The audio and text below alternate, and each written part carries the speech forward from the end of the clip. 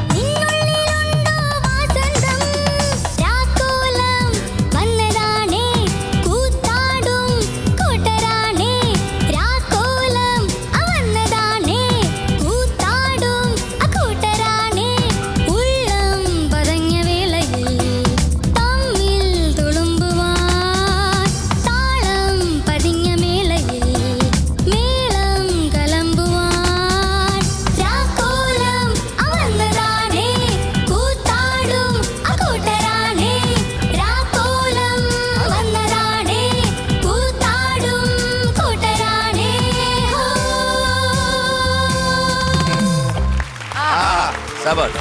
ആ, സൂപ്പർ.